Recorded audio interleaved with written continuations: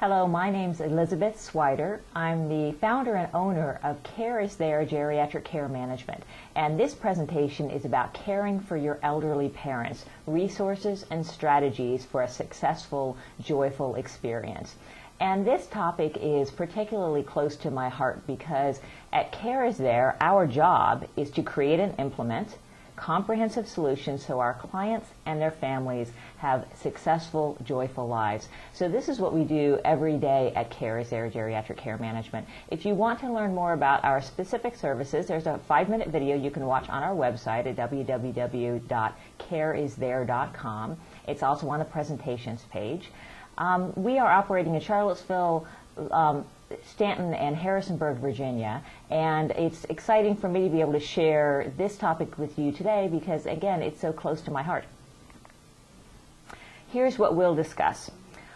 First, what we want for our parents and what we want for ourselves. It's important that we get clear on this because sometimes we don't, and there's a lot available if we take time to take a close look at what we really want. Then, how do we create what we want? I'll give you some real-life examples from my life and from my practice. We'll talk about some gotchas and pitfalls so you don't have to experience those for yourself. I'll give you some practical resources, and then in next steps we'll talk about some things that you determine for yourself that you can do in your caregiving experience. And it's critical that this be about you because that's where really the rubber meets the road and a difference can be made in your life. Okay, what we want for our parents and ourselves. Many people come to a geriatric care manager like us at Care is There when something happens. And let's talk about some of the specific things people want when they reach a transition in caregiving. Safety, health, security, and convenience. These are things that we see in our caregiving situations and our families that are undergoing transitions or thinking about transition, that they're worried about. They're worried maybe somebody has fallen or they're afraid they're going to fall. Or maybe their parents are starting to experience a health problem they haven't had before. Maybe they're concerned that they're vulnerable because they don't have friends or family nearby. And maybe it's doing caregiving is starting to be a real convenience problem for the family because so many of us live in different geographic areas now. So these are the main concerns we often see, and they're legitimate concerns. They're things we really do have to address. But I put these in the survival category. These are the kinds of things that we need to do to survive in our life. We need to be safe, healthy, secure, and ideally, in order to make things work for our caregiving team, to be somehow convenient. But when we look at these, it's really not what any of us wants for our life. Just surviving really isn't enough for us. I think we all want to thrive, and we want our parents to thrive too. And here's some things that I kind of put on the list when it comes to thriving. To thrive is to be joyful, to have freedom, to be able to make a contribution, and to feel fulfilled in our own lives. So here's where the real conundrum comes in. Here's some things for us to really concentrate, probably the heart of this video and this presentation. When it comes to these things, these survival issues and what I sometimes call thrival issues, what is it that we can control? In the survival column, it's a little bit easier for us to control these things in our parents' lives. Safety, for example. If people are concerned that their parents aren't safe anymore, then it often becomes a request to move somewhere where it is safe. Assisted living and an adult living community, maybe moving closer to their adult children. So we really do, adult children have an influence on these areas of life. When it comes to thriving, we have some influence, but not as much because these are really internal experiences. However, we can have somewhat of an influence. Sometimes I think it's easy just to concentrate on the survival issues because it's a little bit easier to feel like we're having an impact there, and it's harder to concentrate and see if we can make a difference when it comes to having somebody thrive. So that's one thing to be thinking about. What can we control? And when you're thinking about that, be sure to think about yourself. because this video is about how to make caregiving a joyful and successful experience. When it comes to you thriving, thriving is an internal experience that can often be a choice. So you have that choice over your own internal experience. And we'll talk more about how to make the choice to have this experience of caregiving be a joyful one. Another thing to think about is what trade-offs can you live with? Because when we look at these two columns, that's surviving and thriving, sometimes there are trade-offs between the two. For example, safety. Often when we're looking at the situations of our aging parents, we're worried about safety issues, and sometimes making them more safe means taking away things that have traditionally brought them joy, brought them freedom. The very obvious example is an older person who is no longer safe to drive. That persuading them to give up their car keys is a big deal. It's an extremely important safety issue, but we have to recognize that that's taking away a very important part of their freedom. So that may be a trade-off that we're willing to make to have them, not only them be safer, but the overall community be safer if they're no longer safe to drive. But we are influencing their freedom. There may be things in their own community where they have been contributing to their church or to some civic groups or their neighborhood, that over many, many years, that's their fulfillment that they've received in life, is from being that kind of contribution. And it's not so easy for someone to move late in life to another community and make that same connection.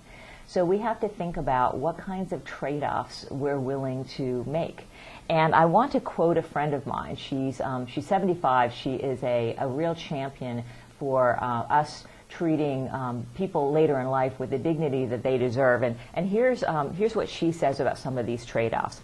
She says, as seniors, we know our capabilities and energy are diminishing, but we want to retain the right to limit ourselves when the time comes, and not have young people put those limitations on us to make them feel better. So we have to be careful when we start making trade-offs that have things be more convenient for us, because we don't have to worry about their safety, and be less fulfilling and less joyful for them. So let's keep these in mind as we go through the presentation. Okay, so let's talk about how to create what we want in a caregiving situation. Thriving as a caregiver. You can control your own internal experience of how it feels to be a caregiver. I know this can sometimes be a little counterintuitive, because it feels like we're in circumstances that are difficult for us to control and are difficult for us to enjoy. But if we take a different perspective and say, I'm going to create ways that I can thrive in this situation. So if you can think about experiences that you can actually create, things you can make happen, that will make you feel like you're thriving, will make you joyful, will make you feel free, will make you feel like you're a contribution to your parents, and will make you fulfilled in this situation. And you choosing to have yourself be joyful will make a big difference in your own experience, and it could even rub off on them. So here's some examples of experiences you can create. I'll just kind of run through some conceptual things, and then I'll give you some personal examples from my own experience. Identifying what helps your parents thrive and supporting favorable circumstances to that. We'll again give some examples. Enhancing, supporting, and honoring your parents' choices even when you disagree with them. This is something that people almost never even think of, that what if your parents want to do something that you disagree with, and you actually make the conscious choice to support them anyway. Accepting the risks your parents choose. When we were looking at comparing thriving and surviving, if you think about that, there's many things in our own lives that we do where we might sacrifice a little safety for a little joy, or health. We might eat that chocolate bar when we really know we'd be better off if we didn't and took off a few pounds. We make those trade-offs all the time in our lives. But with our parents, sometimes we expect them to choose the safer option. So if we can accept some of the risks that they take, then it can create some freedom for us. Knowing your parents as people, this can be a wonderful time in your life to actually step back and to get to know your parents as individual people. As geriatric care managers and as caregivers, we get to work with your mom and dad all the time. And believe me, they are great. They're wonderful. But they also didn't raise us, so it's a little bit easier for us to be generous with them and celebrate them. So it's important to take this time to have the chance to know your parents as people just the way that we get to know them as people. And celebrating your parents' contributions can be a way to really bring you together with them. Okay, let's go back a little bit to what we were talking about thriving and talk about those suggestions that I just gave about caregiving experiences that you can create. And when you think about this, about if you are supporting what helps your parents thrive, supporting their choices even if you don't agree with them, accepting their risks, that gives, if you look at the right side, the thrive column, this can help them thrive because they're getting more of these things. They're getting more joy and freedom if you are supporting what they're doing than if you are constantly trying to get them to change their mind. But it also provides more freedom for you. If you can actually accept that they're making a choice and they're competent to make that choice, if they are. If dementia is involved and they're incompetent, then it's a different kind of conversation. But if they are competent to make choices, and these are the choices they make, and you can accept those, it can provide a lot of freedom in your experience that you're no longer having to spend your energy trying to convince them of something that they don't want to do. Now let's also look at these same experiences compared to these survival decisions you're trying to make. For example, should they move out of their own home? Should they move in with you? Should they move closer to you? Should they move into assisted living? When you think about that decision next to these experiences that you're creating, that you're supporting what helps them thrive, that you're supporting their choices even if you don't agree with them, you're accepting the risks, you're knowing who they are as people, you're celebrating their contributions, it might actually influence the kinds of survival type decisions that you make. What's important, for example, with health? How important is it that they follow the diet that the doctor gave them? It could be very important, but if they absolutely refuse, is it a reason for you to alienate yourself from them by making it a point of contention? So what I want to just make available for you here is if you approach your decisions in terms of creating a joyful situation for you and for them, then it can actually make some of their survival decisions a little bit easier to make. Now, another way that you can put yourself in a mindset about what you want to create as an experience through your caregiving is this one. And it doesn't work for everybody, but it's really poignant for some people. We are caring for our aging parents. We all know intuitively how this journey is going to end. There's going to be a day when we don't have this responsibility anymore. There's a day when we're going to be sitting at a funeral of our parents, or we're going to be cleaning out their home.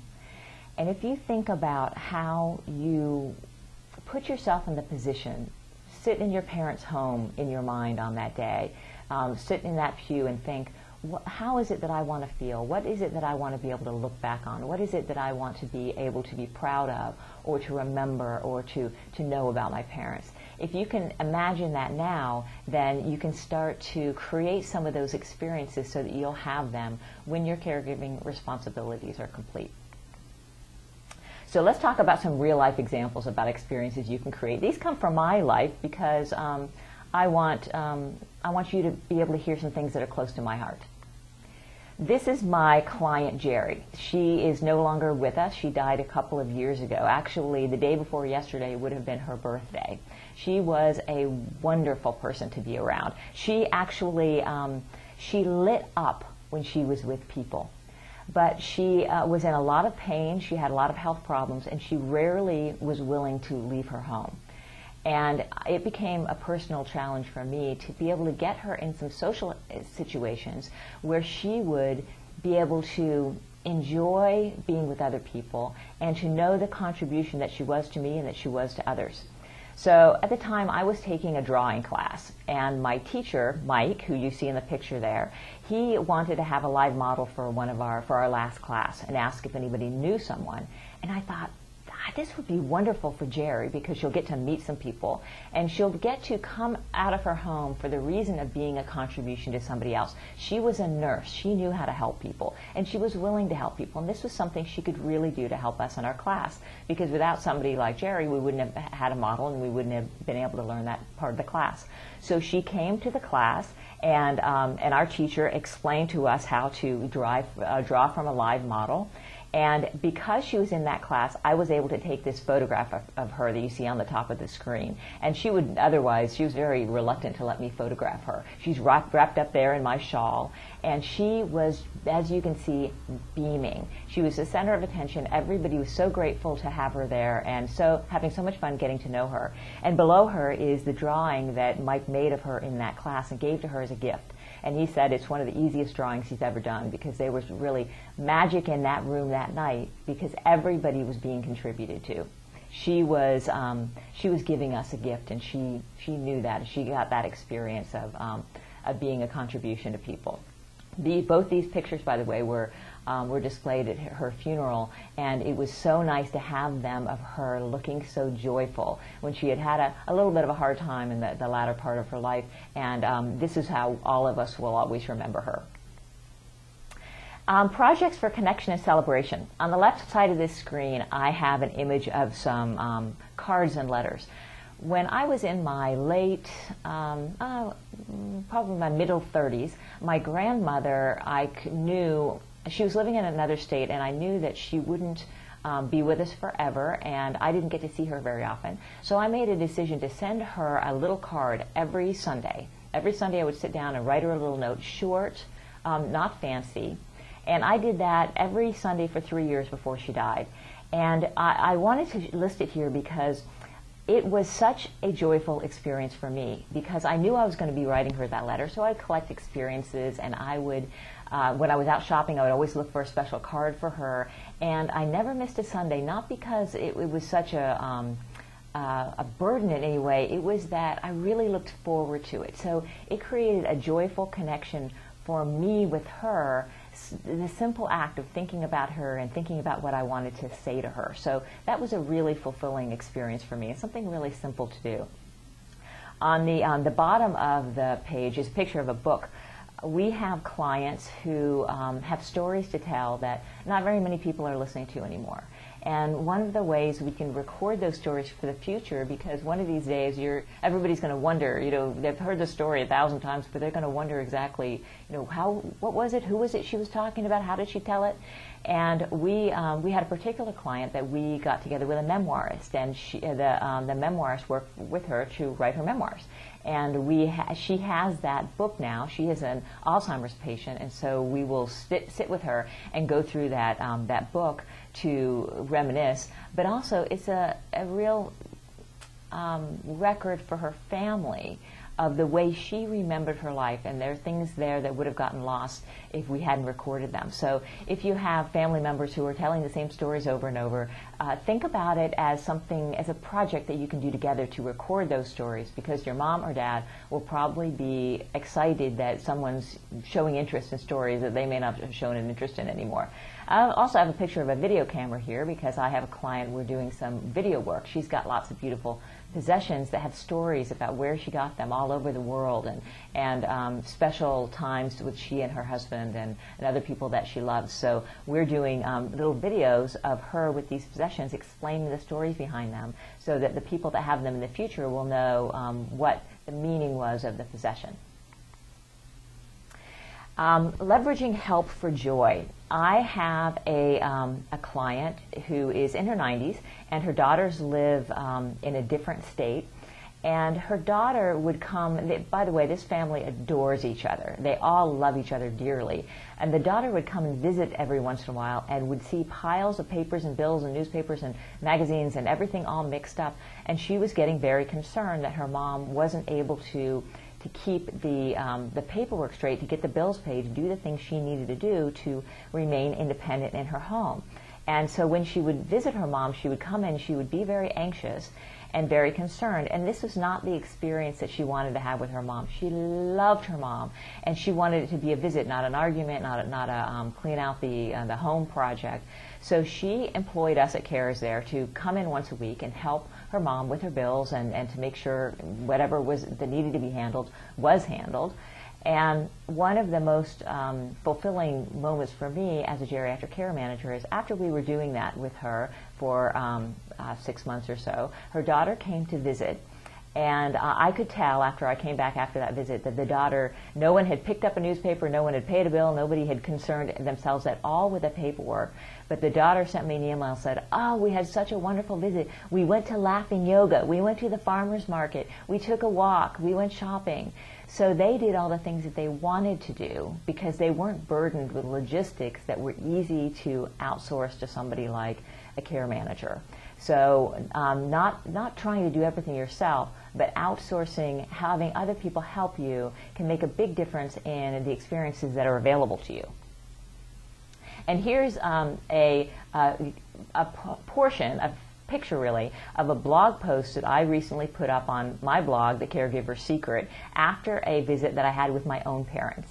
And my father has, a really rich caregiving history. He is a professional caregiver in his retirement, so we had a lot to talk about. And I interviewed him for a blog post. And that interview was such a wonderful experience for the two of us because we got to collaborate on our mutual careers and share insights. And I got to really distill some of the wisdom that I picked up from him throughout my entire life. I got to put it in a blog post and publish it and share with the world what my dad means to me and the wisdom that he has to share with everybody. Also, my dad loves to sing, so I got out my voice recorder and asked him to sing a few lines of his favorite songs. And if you go to The Caregiver's Secret and you look for this blog post, you will see a little player that you can click and you can hear a clip of my dad singing. So now I have that recorded for all time and can really share it with the world. So those are some experiences of mine that will hopefully inspire you to think about some things you can do with your parents to make your caregiving experience together not only successful but joyful. Here's some things to watch out for. Gotchas and pitfalls. Expecting your parents to change. You should assume that your parents will never change. It's tempting to say, oh, if I do this project with my mom, or if I agree to the choice that my parents have made, then they'll treat me differently than they've ever treated me in my life, and we'll finally get along. I think you have to go on the assumption that your parents will never change, that if you want the situation to be different, it's really up to you to change, that you have to make a decision that no matter the circumstances, that you're going to have this experience be joyful for you. So letting the circumstances control your experience is a real pitfall. You have to decide that you're going to find joy and fulfillment even if the circumstances become unfavorable to that. Ignoring your own needs and limitations. Each of us can only do what we can do. So it's important that you know what you can do and keep yourself within your own limitations so you don't wear yourself out and then make situations difficult for everybody. Underestimating the button-pushing effect. I said earlier that we get to work with your mom and dad, and it's a wonderful experience for us because they didn't raise us, so we don't have any old baggage. I had a friend who said about her mother, she said, "Oh, my mother knows exactly how to push my buttons. She's the one that installed them." So I think we all have to be realistic that this is our family, we have a history, and we can't expect ourselves to be perfect, and there may be times when it's better to get a neutral third party in this situation that doesn't have all that baggage. A pitfall is losing your curiosity. If you go into each visit and each new chapter and say, wow, I wonder what I can do here. I wonder how I can walk into that assisted living place and make this the best day not only for my mom, but for the staff there. If you're always curious about something new that you can create, you're going to be all right. But if you let yourself get beaten down, then you could be in a little bit of trouble. And similarly, trying to do it all yourself. My client family who allowed us to handle the bills and the paperwork so that they could do laughing yoga. That's a great example of them not trying to do everything themselves. And something to really watch for, I call it here outsourcing meaningful sources of connection. It's tempting sometimes to, well, let me say it this way. You may have a relationship with your parents where there are certain things that they're used to you doing that they put in the category of, this is how my son shows me that he loves me. No, my son cleans out the gutters every fall. No, my daughter takes me to the doctor. That may be the only time they're used to seeing you. And they're concerned that if you employ somebody else to do some of those logistical things, that they're not going to see you.